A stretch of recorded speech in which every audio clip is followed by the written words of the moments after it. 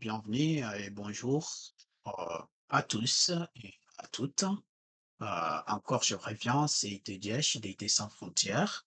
Aujourd'hui, comme nous connaissons depuis un certain temps, nous faisons des vidéos basées sur le système d'exploitation Linux. Aujourd'hui, nous sommes dans cette série de commandes basiques et importantes pour aborder le point le plus important. Donc, dans le contexte de cette vidéo d'aujourd'hui, mes chers amis, nous allons désormais voir des autres commandes trop pertinentes qui vont nous servir tout au long de ces vidéos à faire beaucoup plus de manœuvres et à manipuler beaucoup plus de commandes. Si exécuter plusieurs commandes d'une manière successive vous a toujours intéressé, tu as voulu un jour, au lieu d'exécuter une commande à la fois, mais tu aimerais exécuter trois ou quatre commandes de telle sorte que le résultat sorti par là soit utilisé comme le contenu de la prochaine commande et ainsi de suite. Là, vous êtes vraiment au bon endroit et nous allons voir tout à l'heure comment cela est-elle aussi. Donc, sans perdre de temps, n'hésitez pas à vous abonner, à liker et à cliquer sur notre cloche de notification. Ici, aujourd'hui, vous sortirez ici avec cette capacité de pouvoir faire succéder, mettre toute une série de commandes, de telle sorte que la commande précédente donne du contenu pour exécuter la commande suivante et ainsi de suite. Et cela sur toute une chaîne et d'une manière automatique et tu ne l'exécutes qu'une seule fois. Et au final, tu auras le résultat final de tout le filtrage fait par chacune des séries de commandes. Voilà, on verra aussi comment trier, comment chercher des éléments spécifiques ou des mots spécifiques dans un fichier ou des fichiers spécifiques dans un dossier à partir de certaines commandes. Donc voilà, tel est le sujet d'aujourd'hui. Si cela vous intéresse, n'hésitez pas à vous abonner, à liker, à cliquer sur votre notification pour rester informé lors de nos prochaines vidéos. Je vous ferai passer donc ce petit générique et puis j'y ferai ensuite terminal. Et sans perdre de temps, c'est parti, les choses.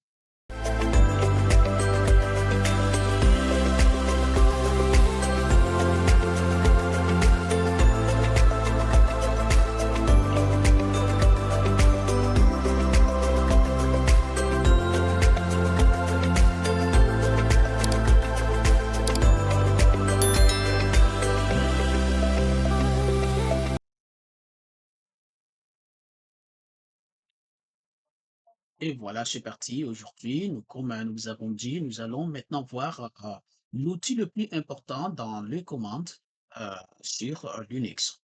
Mes chers amis, comme nous connaissons tous Linux, c'est un système maintenant basé beaucoup plus sur les commandes et dans notre terminal. Aujourd'hui, nous allons vous parler de pipeline.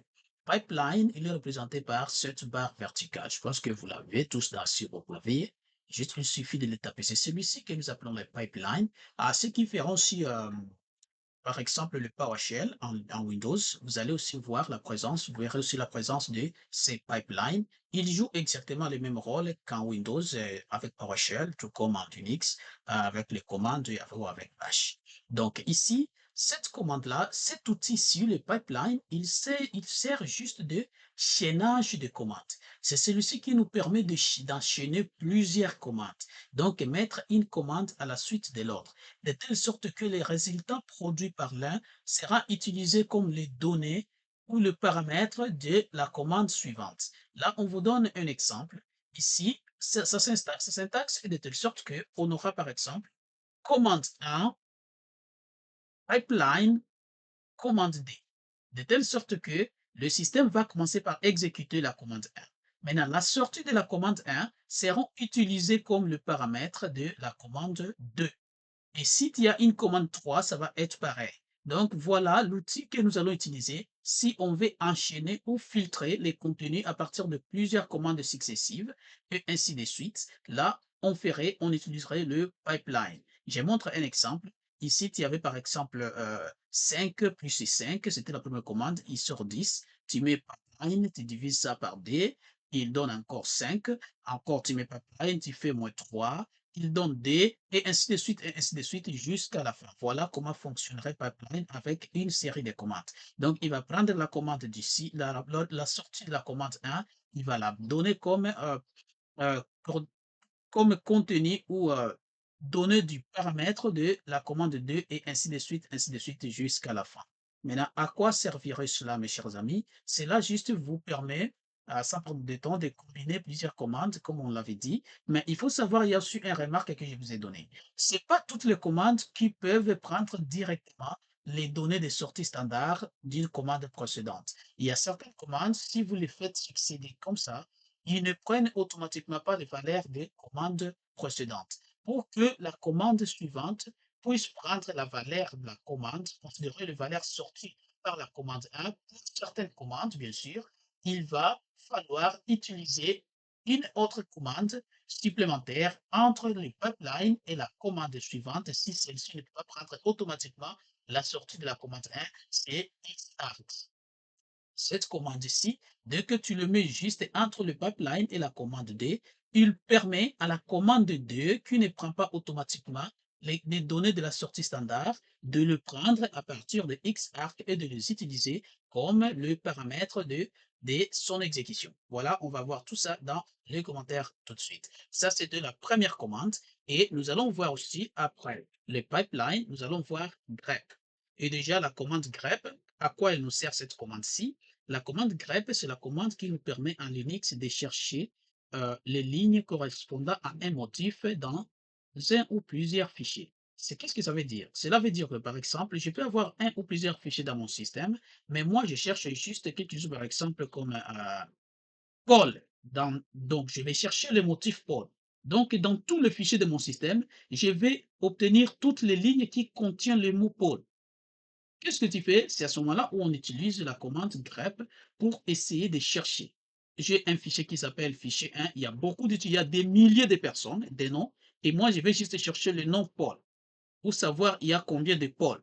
Qu'est-ce que je fais? Je vais utiliser la commande grep, je mets Paul et puis je mets le nom du fichier. Et à ce moment-là, tous les motifs Paul dans le fichier seront extraits et me seront affichés dans le terminal. C'est ce que fait la commande grep, mes chers amis. Vous allez la voir beaucoup plus. Sa syntaxe est de grep. Tu mets les options. Ensuite, tu mets les motifs, par exemple, bonjour, tu mets AI, ChatGPT, et puis tu mets le nom du fichier en question que tu veux chercher. Et cela aussi peut fonctionner quand tu veux chercher certains fichiers dans un dossier. Tu vérifies s'il y a l'existence d'un tel fichier dans un dossier. Par exemple, tu as un dossier, tu veux savoir est-ce que dans ce dossier, le fichier admin existe. Tu peux aller juste lister ls, tu mets le schéma du dossier et puis tu mets pipeline grep, tu mets le nom admin. Et si le dossier, le fichier admin existe, il va te le sortir. Voilà, on va voir tout ça dans les commentaires. Donc, lui, il permet de chercher le nom précis ou un motif précis dans un fichier ou dans un dossier. Maintenant, avec ça, mes chers amis, on va voir le paramètre que peut prendre le grep. Le grep ici peut prendre le paramètre i. Ici, c'est ça les options-là. Grep tiré, ça veut dire insensible à la casse. Qu'est-ce que ça veut dire? Ça veut dire quand tu utilises grep tiré ici, cela veut dire qu'il ne va pas tenir compte du majuscule ni des minuscules du mot que tu mets. Donc, quand le grep va aller chercher le motif ici, il va prendre, que ce soit en majuscule ou en minuscule, il va tout prendre et il va tout afficher. Mais si tu ne mets pas le i, si tu as écrit ici le motif en minuscule, il ne va que considérer le minuscule. Et si tu as écrit en majuscule, il ne va que considérer le majuscule. Quand on met -r, ça veut dire récursif. Récursif, ça veut dire quoi? Ça veut dire que si la recherche était basée sur un dossier, il va chercher les motifs, pas seulement dans les dossiers en question, mais aussi dans les sous-dossiers et le fichier et les sous-fichiers contenus dans ces dossiers-là. C'est ce que ça veut dire. Il y a aussi le V, ça veut dire inverse de la recherche. Donc, tu vas faire la recherche inversée.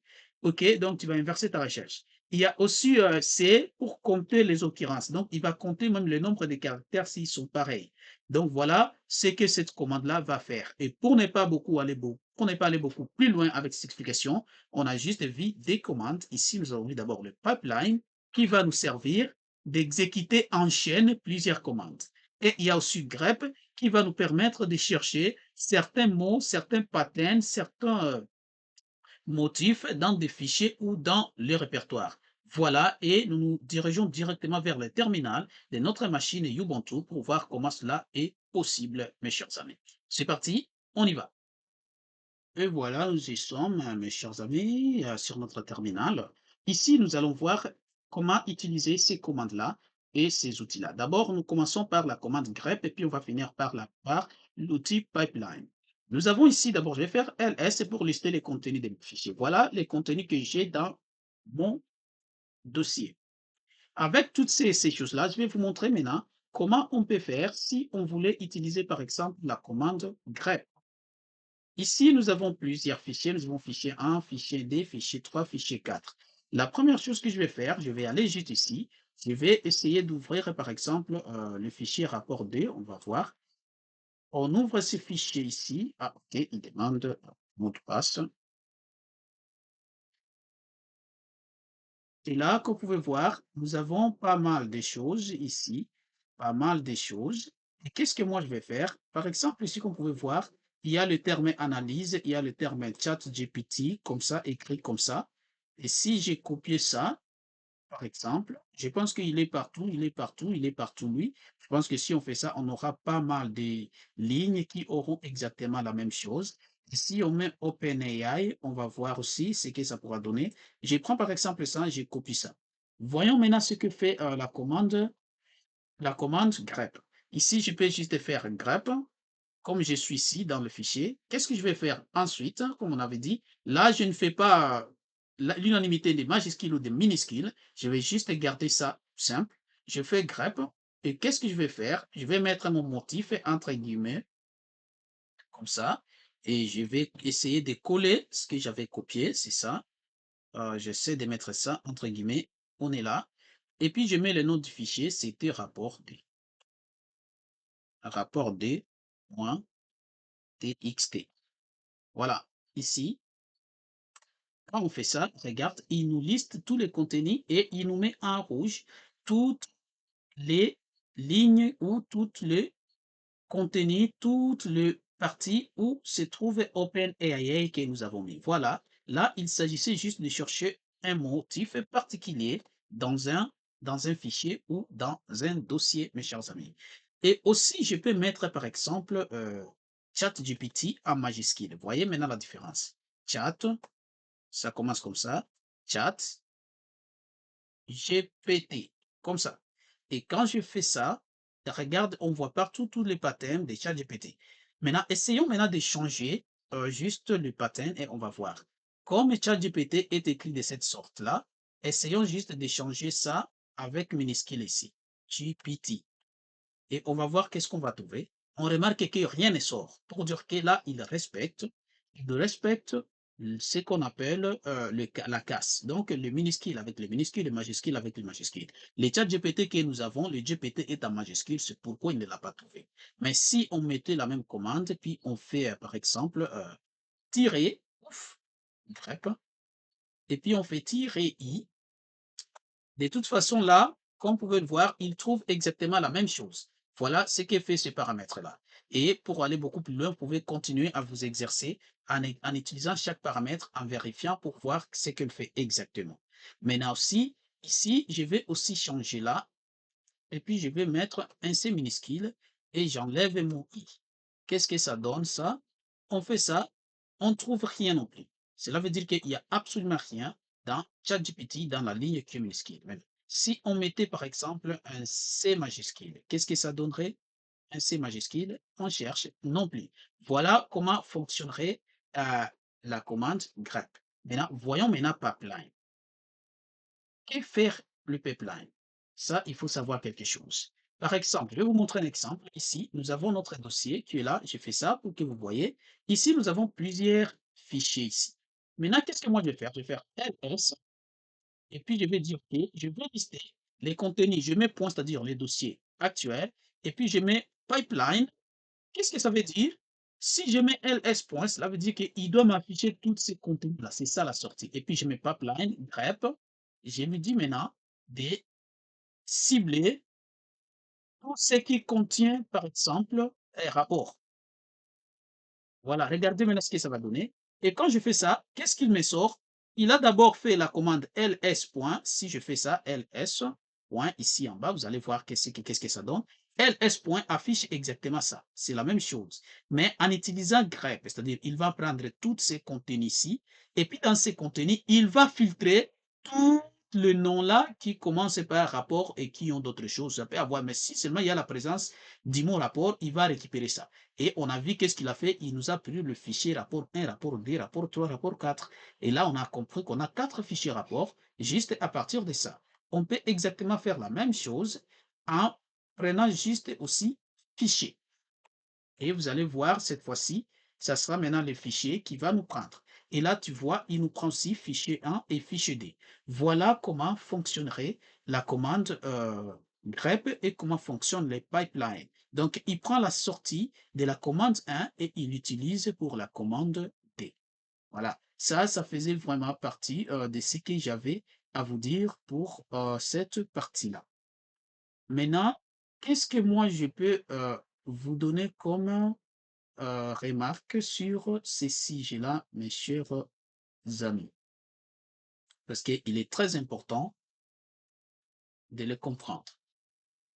C'est très important de comprendre cela parce que c'est très, très, très important. Et moi, je pense qu'avec ça, nous sommes déjà au bon endroit et nous sommes arrivés à faire quand même des choses les plus importantes. Et ici, comme vous pouvez le voir, on a montré juste comment faire, comment utiliser grep et comment utiliser le pipeline avec grep. Et voilà maintenant, qu'est-ce qu'on va remarquer ici? Maintenant, nous allons utiliser la deuxième commande. Comme vous avez vu ici, ls.grep, fichier, bah, il nous cite exactement la sortie de ce que nous avons. Mais est-ce que ça se passerait comme ça à tout moment? Pourquoi ça fonctionne directement ici d'un coup? C'est parce que les contenus ici qui sortent de cette commande-là sont automatiquement prises par grep pour être triés à partir du fichier. Mais comme je vous avais dit tantôt, ce n'est pas toutes les commandes ici qui acceptent les sorties, l'entrée standard, des contenus standards de la sortie d'une commande. Je montre un exemple ici avec ls-l. Ici, on fait find, on essaie de chercher dans ces dossiers, dans le répertoire, c'est-à-dire ici même, on est ici dans le répertoire courant, un dossier dont le nom est fichier 1, par exemple. Et là, on va voir, est-ce que dans ces dossiers 2, on peut trouver un fichier de type fichier 1, par exemple. Et là, on cherche un dossier, mais on veut trouver fichier 1. Et puis, on dit find, et puis on met maintenant lister est-ce que dans le fichier, on va essayer de faire lister tout? Est-ce qu'on a un fichier qui s'appelle dossier? Non. Là, on va juste échanger. On peut appeler ça, par exemple, dossier D parce qu'il existe. On ne fait pas qu'il y ait encore des erreurs. Name, dossier avec D majuscule. Dossier D, par exemple, comme ça. Et là, nous, on va essayer de faire ça et regardons ce que ça donne. Qu'est-ce que ça fait?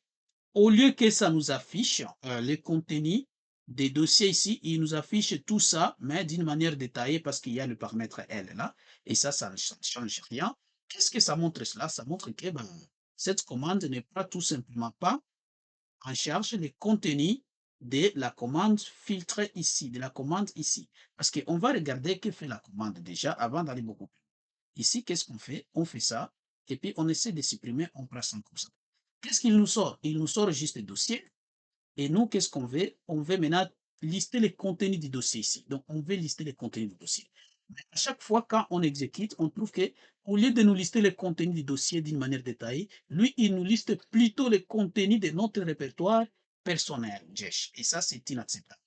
Donc, qu'est-ce que ça s'est fait? Comment on va faire pour que la commande ici qui vient après pipeline prenne en charge la sortie standard, c'est-à-dire les dossiers, dossier D? Qu'est-ce qu'on va faire? C'est à ce moment-là que va intervenir la commande X. Voilà, et ici, on va voir c'est quoi maintenant la différence avec X. On prend la même commande, maintenant juste ici, avant, on ajoute X. Et on fait ça. Et qu'est-ce que ça fait au total? Il nous liste maintenant les contenus de notre fichier dossier D et il nous dit que dans le dossier D, il y a un fichier un dossier qui s'appelle admin. Voilà ce que fait la commande xarg. C'est pourquoi je vais vous juste montrer les deux facettes des pipelines. Si vous êtes sûr que la commande qui est juste après ne prend pas en charge le contenu d'une sortie standard d'une autre commande, il faut mettre xarg avant la commande juste après pipeline pour que la commande en question prenne en charge la sortie de la commande précédente. Je pense que ça faisait tout aujourd'hui pour cette vidéo. Ça va être trop long. Je vous dis toujours merci à tous qui ont été avec nous dès le début jusqu'à la fin. La vidéo a pris beaucoup de minutes que d'habitude. Elle devait en prendre 7, mais elle est à 19. Donc, je vous dis bye et à la prochaine, mes chers amis.